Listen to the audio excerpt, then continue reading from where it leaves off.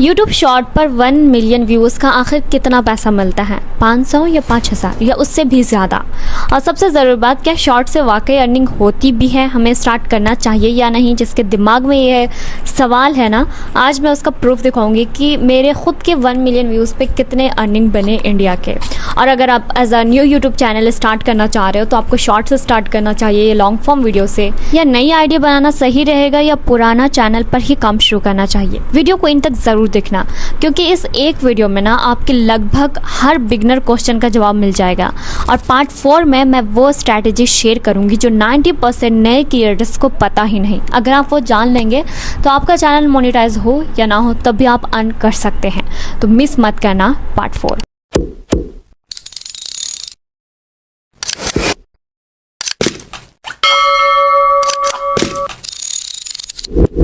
देखो, सिंपल सी बात है, यूट्यूब पे हर दूसरा क्रिएटर ये सवाल पूछता ही पूछते हैं, शॉर्ट से पैसे मिलते हैं क्या? और लोग जब रिसर्च करते हैं उन्हें इतनी कन्फ्यूज़न और कॉन्ट्राडिक्टिंग इन्फॉर्मेशन मिलती है कि वो स्टार्ट करने से पहले ही डर जाते हैं। देखो, ऑब्वियसली हर कोई चाहता है कि वो मेहनत कर रहा है, उसे पैसे मिले, एंड वो सर्च करता है कि शॉर्ट बनाए या लॉन्ग बनाए, और उसे अच्छी इन्फॉर्मेशन नहीं मिल पाती। कुछ लोग कहते हैं कि शॉर्ट से 1 रुपया भी नहीं मिलता, कुछ कहते हैं मिलियंस कमा सकते हो। सच दोनों के बीच में, और आज मैं आपको वो एग्जैक्ट सच बताऊंगी नहीं बल्कि दिखाऊंगी भी अपने खुद के एनालिटिक के साथ। तो चलिए शुरू करते हैं।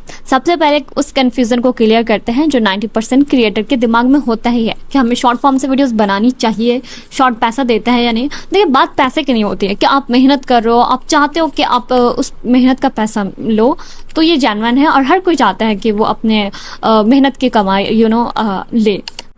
पार्ट 1, सबसे बड़ी गलतफहमी है कि व्यूज़ इक्वल पैसा। लोग सोचते हैं कि 1 मिलियन व्यूज़ है तो इतने पैसे हो जाएंगे, खुद कैलकुलेट कर लेते हैं। तो ऐसा नहीं है, क्योंकि मैंने भी कुछ साल पहले यही सर्च करा था कि आखिर 1 मिलियन या 1 लाख व्यूज़ आ जाए तो कितने पैसे होते हैं, एंड देन 30 रुपया, 40 रुपये, 1000 व्यूज़ पे, तो आप काउंट कर लो कि 1 लाख पे कितने आएंगे। तो ऐसा कुछ किसी ने बताया था मुझे, बट ऐसा कुछ नहीं होता है। अगर आपने भी सर्च किया था, आपके सामने भी ऐसा कुछ आया था, तो बहुत सारी कन्फ्यूज़न रह जाती है, तो उसी को मैं क्लियर कर लूँ। देखो, सिंपल सी बात है, यूट्यूब शॉर्ट का मोनेटाइजेशन सिस्टम लॉन्ग वीडियो से बिल्कुल अलग है। लॉन्ग वीडियो में इंडिविजुअल एड रेवेन्यू मिलता है, यानी वीडियो पे आपके एड चलते हैं, उसके पैसे मिलते हैं। और शॉर्ट में शेयर्ड रेवेन्यू पुल होता है, लाइक सारे क्रिएटर का कॉम्बिनेट रेवेन्यू एक पुल में जाता है और फिर व्यूअर्स के हिसाब से डिवाइड होता है। ठीक है, डिवाइड होता है जिसका जितना है। और छोटा सा एग्जांपल मान लें कि एक शॉर्ट पे 1 मिलियन व्यूज़ आप ले आए, ठीक है, उसका आरपीएम, ठीक है, मुझे भी आरपीएम इससे पहले नहीं पता था, कुछ महीनों में मुझे पता चला। इसका मतलब रेवेन्यू पर मिल, यानी 1000 व्यूज़ का रेट सिर्फ 0.03 से 0.05 के बीच, यानी 3 से 4 रुपये होता है। मतलब 1 मिलियन व्यूज़ पे कभी कभी आपको 2000 भी मिल सकते हैं, 1500 या 1000, बस, इससे ज़्यादा नहीं। और अगर इसका ज़्यादा भी हो सकता है, बताऊंगी आगे मैं, लेकिन इससे ज़्यादा नहीं इंडिया में। शॉकिंग है ना? लेकिन ये पूरी कहानी नहीं है, आगे बताती हूँ। पार्ट 2, चलिए अब मैं आपको रियल एनालिटिक दिखाती हूँ। ये देखिए, इस शॉर्ट पर मेरे लगभग 1 मिलियन व्यूज़ आए थे और इस पर मुझे लगभग $13 कुछ अर्निंग हुई है। अगर आज आप इंटू करें 92 से तो 1200 से 1300 कुछ ऐसा लगभग हुआ है, ठीक है, इंडियन रुपीज़। लेकिन सिर्फ इसी से अंदाज़ा मत लगा, क्योंकि मेरे दूसरे शॉर्ट पर किसी में इससे ज़्यादा अर्निंग हुई है, किसी में इससे कम हुई है, और कुछ वीडियोज़ पर इससे काफ़ी ज़्यादा हुई है। ऐसा इसलिए होता है क्योंकि शॉर्ट की अर्निंग फिक्स नहीं होती। सबसे पहले फैक्टर होता है ऑडियंस की कंट्री। अगर आपका व्यूवर्स यूएसए, यूके या कनाडा जैसी कंट्री से है तो आरपीएम जनरली ज़्यादा होता है, यानी आपके जो व्यूवर्स है, जो देखने वाले हैं, वो अदर कंट्री यानी यूएसए, यूके से हो तो आपको ज़्यादा पैसा मिलेगा। और अगर आपकी ऑडियंस जो साउथ एशिया से हो, जैसे इंडिया, पाकिस्तान, ये सब से हो, तो उसका आरपीएम कम हो सकता है, तो ऑब्वियसली उससे डॉलर्स कम मिलते हैं। दूसरा फैक्टर है आपका नीच। अगर आपका फाइनेंस, बिजनेस, इन्वेस्टमेंट या टेक्नोलॉजी जैसे टॉपिक पर कंटेंट बनाते हैं तो एडवर्टाइज़र उन कैटेगरी में ज़्यादा पैसा स्पेंड करता है। लेकिन अगर आप एंटरटेनमेंट, कॉमेडी या मीम्स कंटेंट बनाते हैं तो आरपीएम ऑब्वियसली कम हो सकता है। इससे सिर्फ व्यूज़ मैटर नहीं करते, कंटेंट का टॉपिक भी बहुत ज़्यादा इंपॉर्टेंट करता है। तीसरा और बहुत इंपॉर्टेंट फैक्टर है ऑडियंस रिटेंशन। अगर आपकी वीडियो इन तक देखते हैं लोग स्किप किए बगैर, तो वॉच टाइम मिलता है, यूट्यूब को सिग्नल मिलता है कि कंटेंट लोगों को पसंद आ रहा है, फिर यूट्यूब उस वीडियो को और लोगों तक पुश करता है। इससे ओवरऑल परफॉर्मेंस इंप्रूव होती है और अर्निंग पर भी इनडायरेक्ट इफेक्ट पड़ सकता है, तो इससे भी अर्निंग अच्छी खासी होती है। यानी जितना ज़्यादा आपके व्यूज़ होंगे उतने ज़्यादा आरपीएम होगा, उतना ज़्यादा एस्टिमेट अर्निंग बेटर हो सकती है। तो वो सिंपल सी बात है, जितने ज़्यादा व्यूवर्स होंगे उतना ज़्यादा आरपीएम होगा और उतना ज़्यादा एस्टिमेट रेवेन्यू बनेगा। इसी वजह से एक क्रिएटर को 1 मिलियन व्यूवर्स पर कम अर्निंग मिल सकती है और दूसरे क्रिएटर को उसी 1 मिलियन व्यूवर्स पर उससे काफ़ी ज़्यादा। इसलिए कभी भी सिर्फ किसी का रेवेन्यू का स्क्रीनशॉट देकर अपनी अर्निंग का अंदाज़ा मत लगाएं। लेकिन ये सिर्फ हाफ पिक्चर है, क्योंकि असली पैसा शॉर्ट से सिर्फ ऐड से नहीं आते। वो असली सीक्रेट मैंने पार्ट 4 में बताया है, तो पार्ट 4 मिस मत करना। पार्ट 3, अब बात करते हैं कि शॉर्ट बेटर है या लॉन्ग वीडियोस। दोनों का अपना एडवांटेज है और डिसएडवांटेज है और दोनों की अपनी रियलिटी भी है। देखो एज आप न्यू यूट्यूबर हो, मैंने बहुत बार बताया कि मैं खुद शॉर्ट से मेरे चैनल मोनेटाइज हुए हैं, तो शॉर्ट का अपना एडवांटेज भी है और डिसएडवांटेज भी है।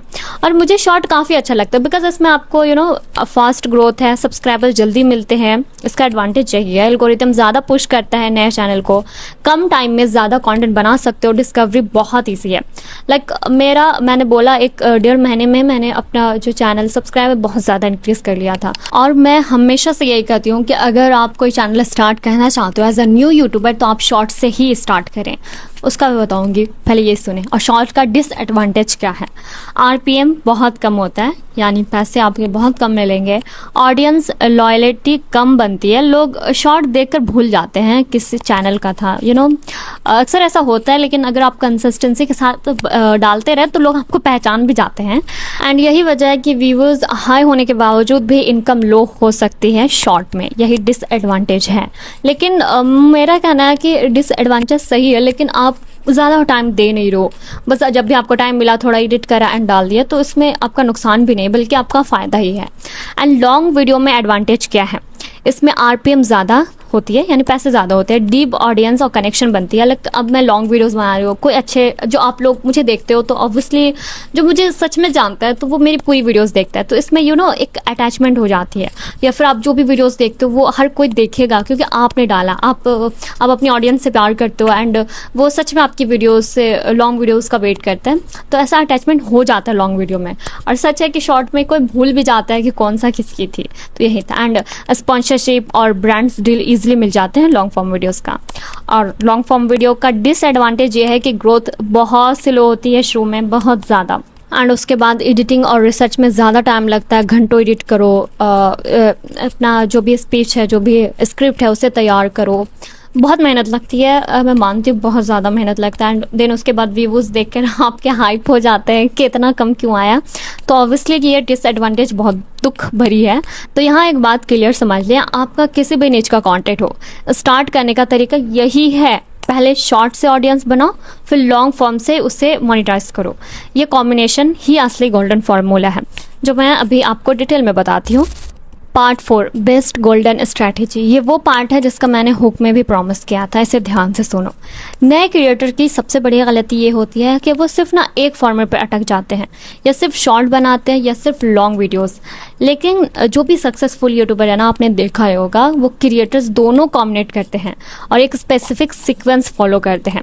स्टेप 1, शॉर्ट से स्टार्ट करो क्योंकि इसका रिच फास्ट होता है और एल्गोरिदम नए चैनल को बूस्ट करता है।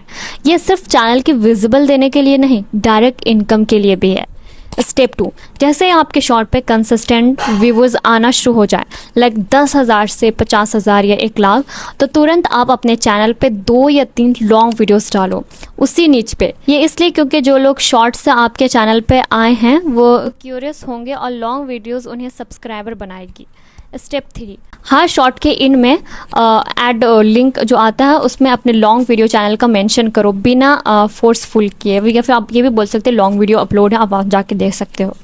एंड स्टेप 4, जब ऑडियंस एक पार्टिकुलर साइज तक पहुंच जाए, लाइक 1000 से 5000 सब्सक्राइबर तक, तो स्पॉन्सरशिप और ब्रांड डील्स के लिए अप्लाई करना स्टार्ट करो, चाहे नीच कोई भी हो। ये इनकम शॉर्ट का एड रेवेन्यू से कहीं ज़्यादा होती है।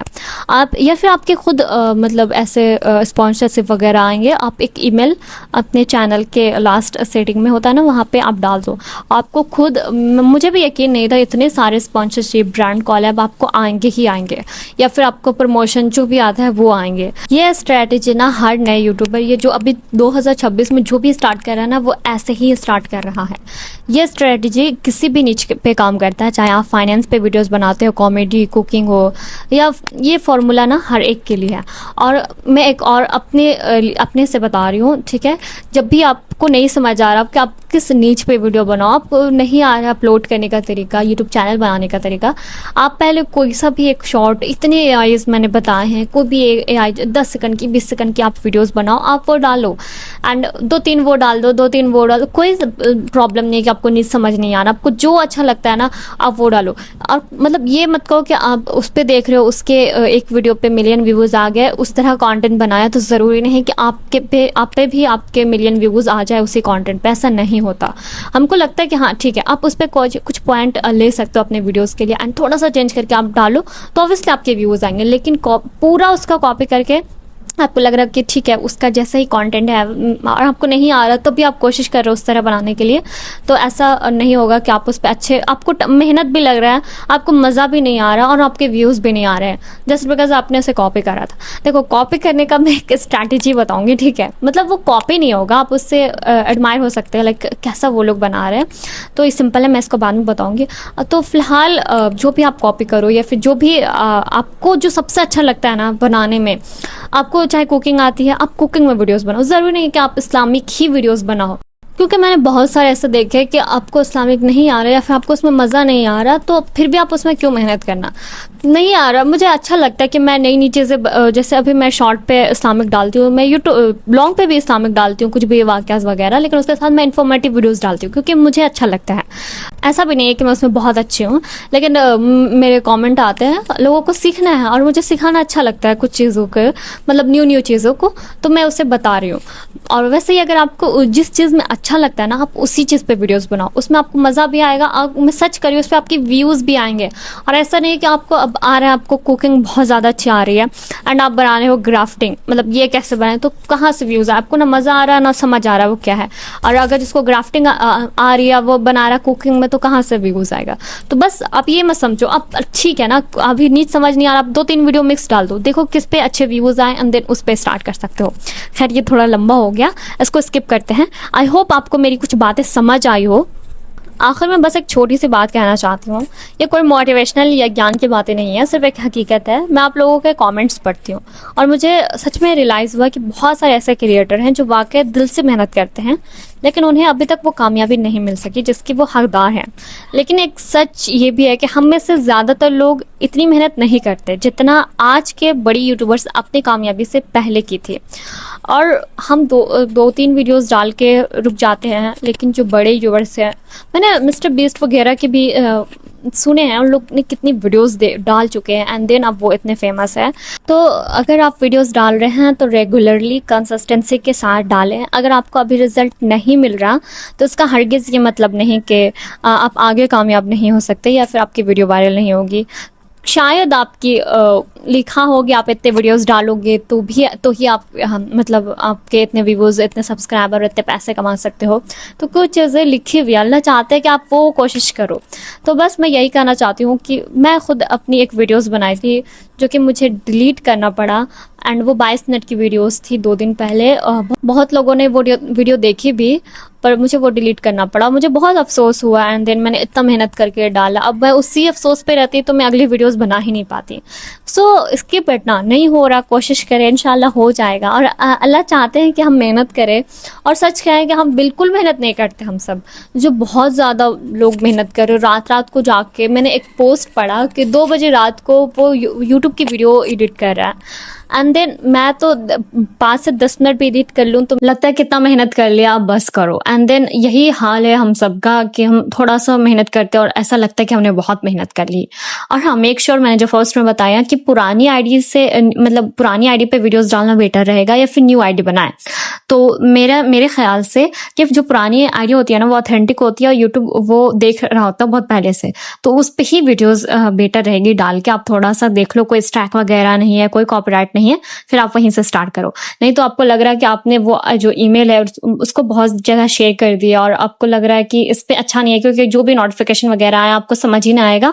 तो इसलिए बेटर है कि आप एक न्यू आईडी बनाओ, लेकिन आप पुरानी आईडी है ना उसका जो लिंक होता है वो डिस्क्रिप्शन में जाके ऐड कर देना, तो ये ऑथेंटिक भी हो जाता है और न्यू भी हो जाता है। मेहनत करो, कंसिस्टेंस रहो, इंशाल्लाह आपको कामयाबी मिलेगी। मिलते हैं अगली वीडियो में। आई होप आपको ये बात समझ आए।